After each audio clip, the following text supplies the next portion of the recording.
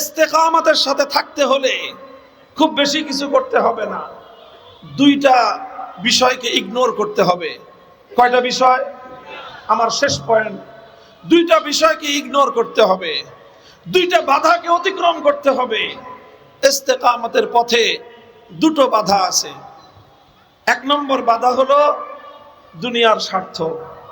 কি জিনিস? দুনিয়ার স্বার্থ, লোভ লালসা। এটা হলো ইস্তেকামতের পথে প্রথম বাধা।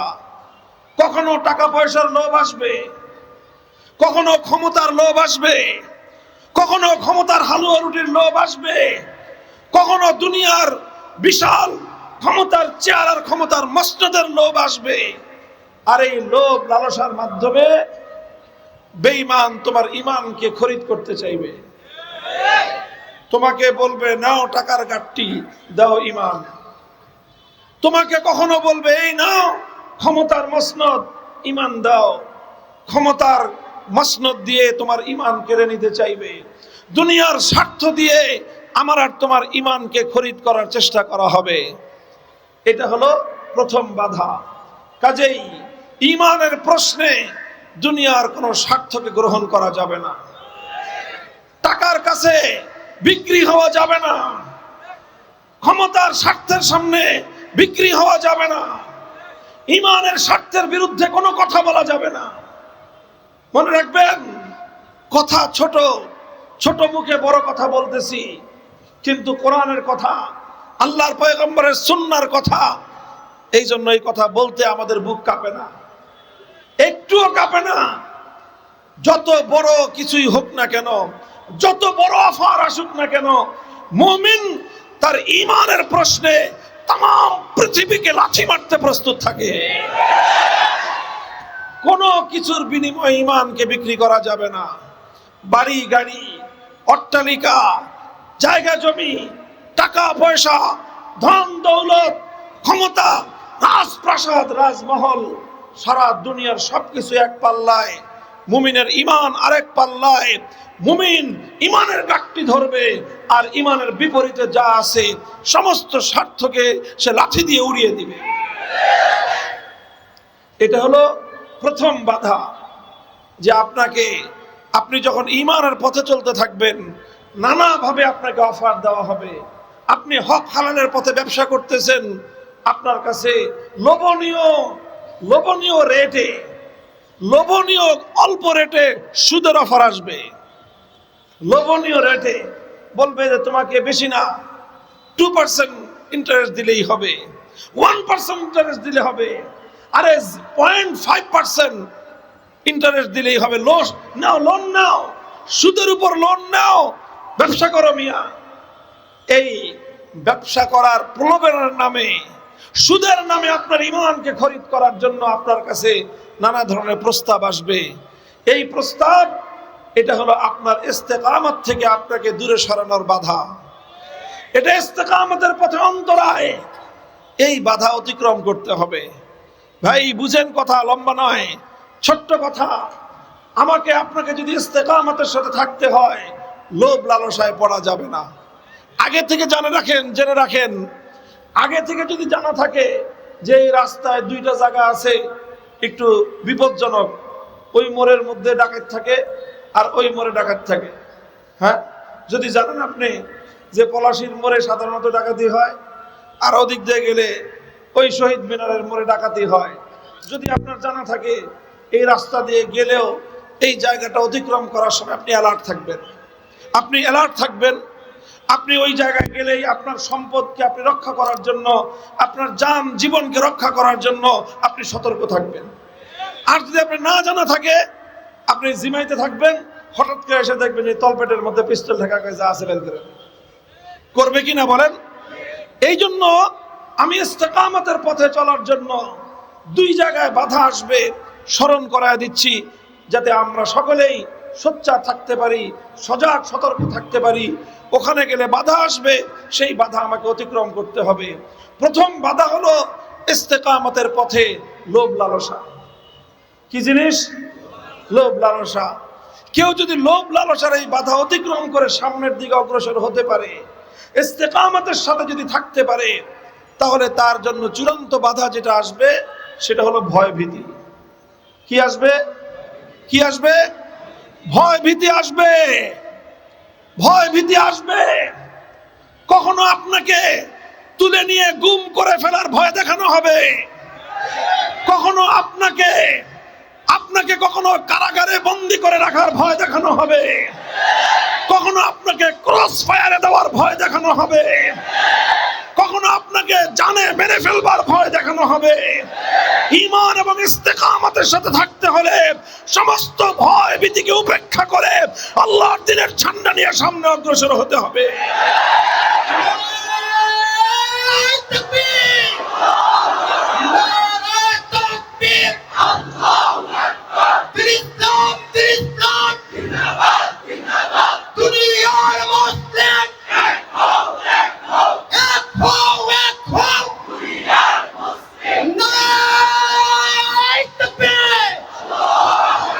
মুআক্কিদ চেবের পায়ে রেজি জারাশ, মুআক্কিদ চেবের পায়ে রেজি জারাশ, চে ফুলাদে হিন্দি नहीं बरसराश, उम्मीदो हरासश नबाशत ज़िकस, हमी नस्ते बुनियाद तौहीद बास, हमी नस्ते बुनियाद तौहीद बास। যারা সত্যিকার অর্থে ঈমানদার, যারা এক আল্লাহকে বিশ্বাস করেছে, যারা এক আল্লাহর উপর অবিচল আস্থা এবং বিশ্বাস রেখেছে, তার পায়ের সামনে লক্ষ কোটি টাকার বস্তা এসে পড়তে পারে, ঈমানের পথে বাধা দেওয়ার জন্য সে এক লাথি মেরে লক্ষ কোটি টাকার বস্তাকে সে আঘাত করে লাথি দিয়ে বুড়িগঙ্গায় ভাসিয়ে দিবে। যখন টাকার বস্তায় কাজ না হবে তখন বুকের উপর পিস্তল ঠেকাবে, ঘাড়ের উপর গর্দানের উপর তরবারি ধরে বলবে, বাতিলের সঙ্গে আপোষ করো, বাতিলের সামনে মাথা নোয়াও। অনেকে লোভ লালসার এই বাধা অতিক্রম করতে পারে, ভয় ভীতির সামনে গিয়ে কাজ হয়ে যায়। ভাই, ইস্তেকামতের সাথে থাকতে হবে। যদি ইস্তেকামতের সাথে আমি আর আপনি থাকতে পারি, যখন ভয় ভীতি আসবে একটু যদি দৃঢ় আর অটল এবং মজবুত থাকতে পারি, আরশের মালিক রব্বুল আলামিন গায়েবী মদদ পাঠিয়ে দিবেন। বেশি দেরি করেন না আল্লাহ, বেশি দেরি করেন না। 36 দিন খুব বেশি দেরি হয় না। আরে কদম উঠান না। যেই শক্তিকে অপরাজেয় মনে করা হতো, যাদেরকে মনে করা হতো লাখো মানুষকে মেরে ফেলবে, লক্ষ জনতার রক্তের উপর দিয়ে ক্ষমতার মস্তক টিকিয়ে রাখবার স্বপ্ন যারা দেখতো, 36 দিনের আবাবিলদের সংগ্রামে আল্লাহর গায়েবী মদদ এসে সেই অপরাজেয় শক্তিকে উৎখাত করে দিয়েছে।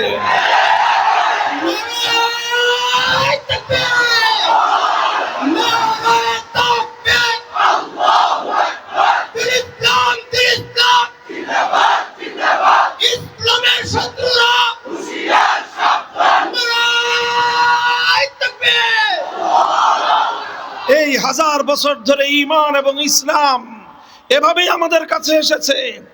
এত সহজে আসে নাই, এত সহজেই আল্লাহর দ্বীনের ঝান্ডা সমুন্নত হয় নাই। এই দ্বীনের ঝান্ডা সমুন্নত হতে গিয়ে, এই দ্বীনের এই মহিরুহ, এই বৃক্ষ ফলে ফুলে সুশোভিত হতে গিয়ে ইসলাম নামক বৃক্ষটির গোড়ায় অনেক সিঞ্চিত, অনেক সিঞ্চন করতে হয়েছে। সেটা কোনো নদীর পানি নয়, খালের পানি নয়, বৃষ্টির পানি নয়, সেটা হলো ঈমানদারদের বুকের তাজা রক্তের সিঞ্চন করতে হয়েছে। আমরা তো ইতিহাসের পাতায় পড়ি, সোনালী পাতায়, ইমামে আজম আবু হানিফা রহমতুল্লাহ আলাইহি সময়ের অত্যাচারী শাসক বলেছিল, আবু হানিফা, আমি আপনাকে আমার দেশের চিফ জাস্টিস, প্রধান বিচারপতির আসনের অফার করলাম, আপনি গ্রহণ করেন। বুঝতে পারছেন?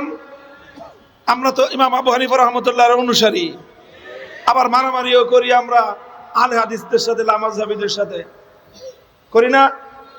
করবই তো। যদি তারা কেউ আবু হানিফা রহমতুল্লাহ আলাইহির মতামতকে তুড়ি মেরে উড়াইয়া দিতে চায়, তখন আমরাও তো আমাদের দলিল নিয়ে তোমাদের বিরুদ্ধে নামবই। তোমরাও খোঁচা দিও না, আর আমাদেরকেও গরম করবে না। কথা পরিষ্কার। এই জন্যই সকল বিভেদগুলোকে খুব সম্মানজনক উপায়ে সমাধান করা দরকার। ইমামে আজম আবু হানিফা রহমতুল্লাহ আলাইহি সময়ের শাসক অফার করলেন। কি অফার? চিফ জাস্টিস হন। ইমাম আবু হানিফা রাহমাতুল্লাহ আলাইহি দেখলেন, আমি যদি স্বৈরাচারের অধীনে প্রধান বিচারপতির চাকরি নেই, তাহলে এটার দ্বারা অত্যাচারী শাসককে সমর্থন করা হবে। কথা বলেন। অনেক মানুষ আছে ভালো, কয় হুজুর আমি তো কিছু করি নাই। মিয়া তুমি কিছু করো নাই, 15 বছর পর্যন্ত ফ্যাসিবাদের তুমি সাহায্য করছো, এর চেয়ে বড় অপরাধ আর কি হতে পারে? ইমাম আবু হানিফা রাহমাতুল্লাহ আলাইহিকে প্রস্তাব করা হলো যে আপনি প্রধান বিচারপতি হন।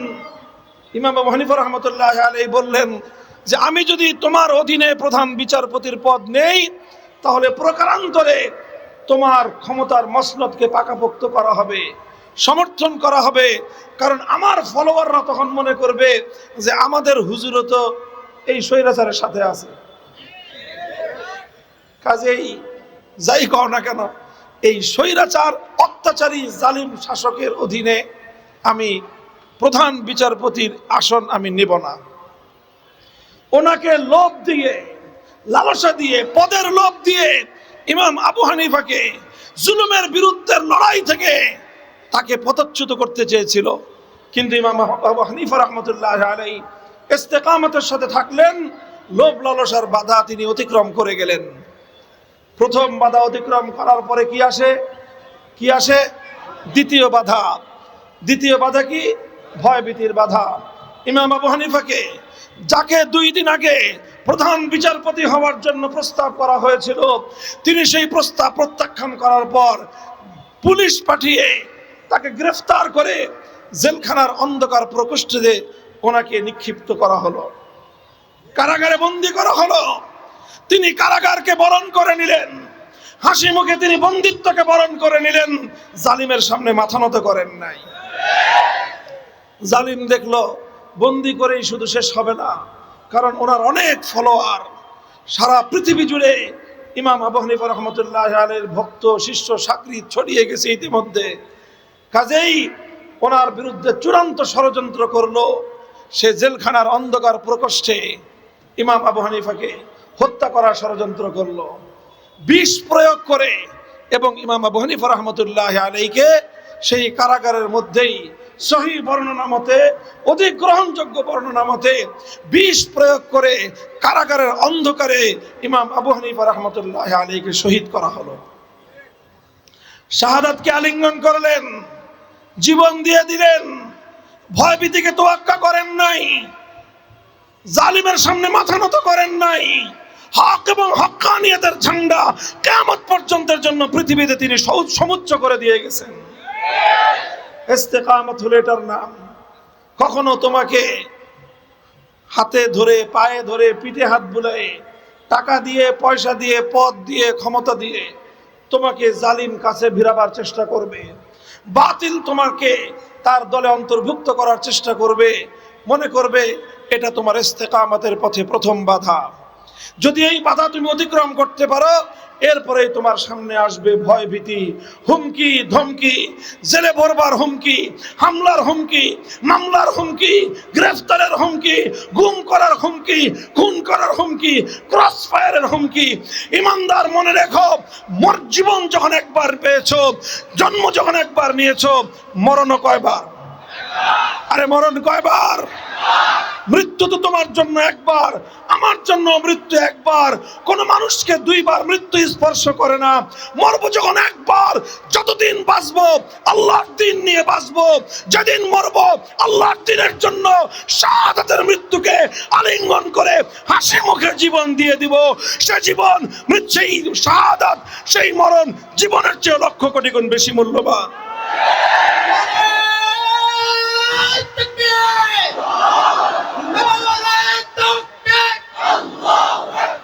ইসলামের শত্রুরা ভারতের দালালেরা প্রস্তুত থাকবেন তো ইনশাআল্লাহ? ইস্তেকামতের সাথে থাকতে হবে।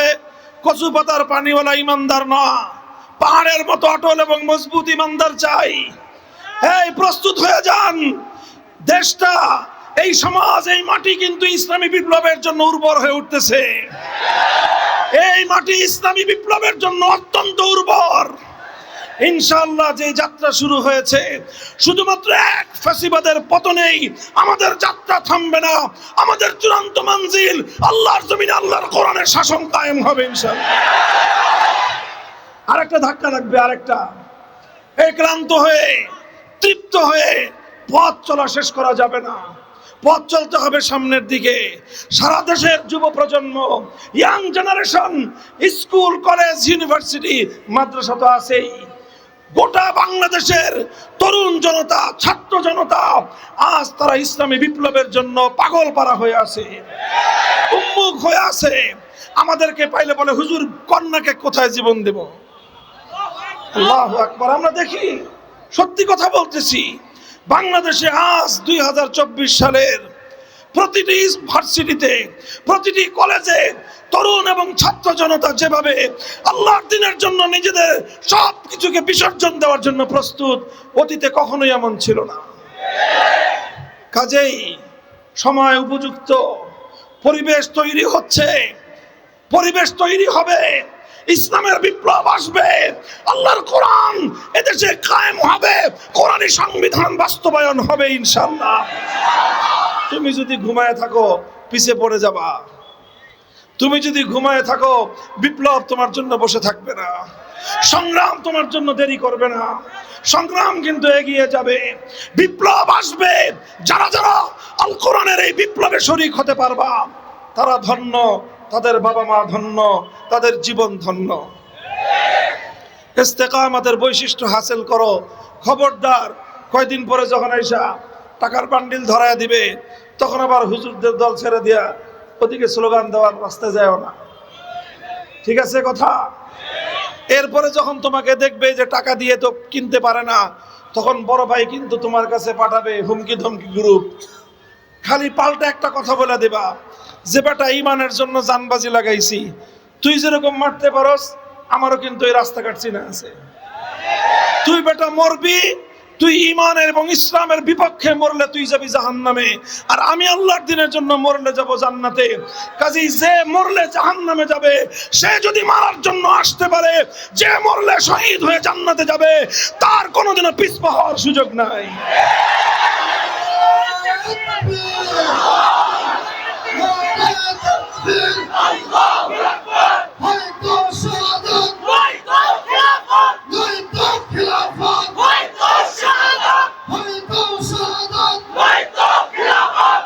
ইনশাআল্লাহ সুম্মা ইনশাআল্লাহ বাংলার মাটি ইসলামী বিপ্লবের জন্য অনেক উর্বর, হাজার বছরের ঐতিহ্যতা প্রমাণ করে। এবার ইনশাআল্লাহ আল্লাহ চাহেন তো আমরা ধীর কদমে, তাড়াহুড়া নাই, কিন্তু আমাদের এই পথ থেকে একচুল পরিমাণ বিচ্যুত হওয়ার সুযোগ নাই। থাকবেন তো ইনশাআল্লাহ? আল্লাহ পাক কবুল করেন, তৌফিক দান করেন। ঈদগাহ মাঠ, ঈদগাহ থাকবে। ঈদগাহ মাঠ নিয়ে যদি কোনো অন্যরকম ডানে বামের অন্য কেউ চিন্তা করেন, ভালো বলতেছি, ভালো হয়ে যান, ভালো হয়ে যান। ঈদগাহ মাঠ এটা ধর্মীয় একটা বিষয়, ইসলামের একটা বিষয়। ইসলামের জন্য কিছু করতে পারি না পারি, আমরা বেঁচে থাকতে আল্লাহর দ্বীনের অপমান হবে, ইসলামের অবমাননা হবে, এটা বরদাস্ত যেদিন করব সেদিন বেঁচে থাকার চেয়ে মরে যাওয়াকেই ভালো মনে করব আমরা। আল্লাহ পাক সকলকে বুঝবার তৌফিক দান করেন। ওয়া আখিরু দাওয়ানা আলহামদুলিল্লাহি রাব্বিল আলামিন। আসসালামু আলাইকুম ওয়া রাহমাতুল্লাহ।